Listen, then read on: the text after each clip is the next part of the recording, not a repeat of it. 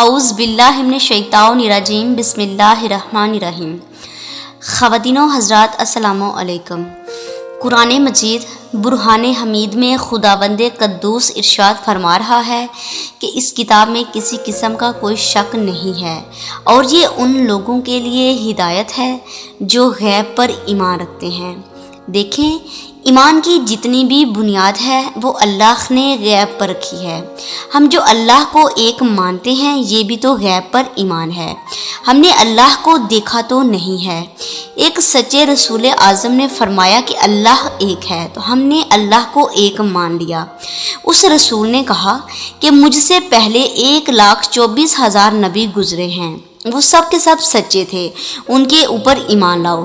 ہم نے 1,24,000 انبیاء کو نہیں دیکھا ہے، لیکن ہم نے ایک صادق رسول کے کہنے پر ان کو نبی مان لیا ہے۔ جس نبی نے کہا کہ اللہ ایک ہے اسے مانو، 1,24,000 انبیاء کو مانو۔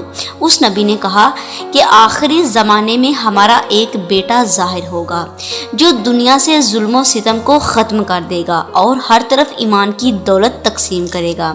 اب ہم پر واجب ہو گیا ہے کہ ہم انتظار کریں اور تسلیم کریں کہ امام مہدی علیہ السلام اس دنیا میں آئیں گے۔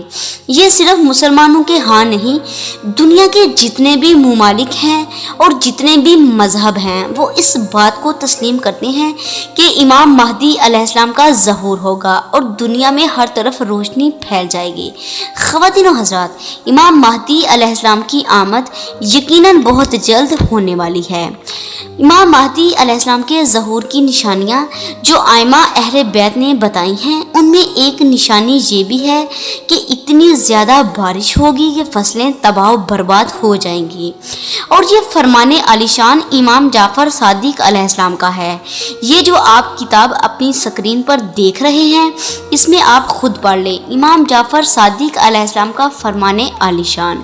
اور جتنی برف باری ہوئی ہے اس سے پہلے شاید ہی اتنی برف باری ہوئی ہو، بالخصوص پاکستان، انڈیا اور مختلف شہروں میں شدید برف باری ہوئی ہے، اور یہ وہ فصلیں ہیں جو برف باری کی زد میں آ کر تباہ و برباد ہو چکی ہیں۔ امام جعفر صادق علیہ السلام کے فرمان عالی شان کو مد نظر رکھتے ہوئے یہاں پر یہ کہنا قبل از وقت ہوگا کہ یقیناً امام مہدی علیہ السلام کا ظہور قریب ہے۔ اللہم صلی علی محمد و آل محمد وعجل فرجہم اجمعین۔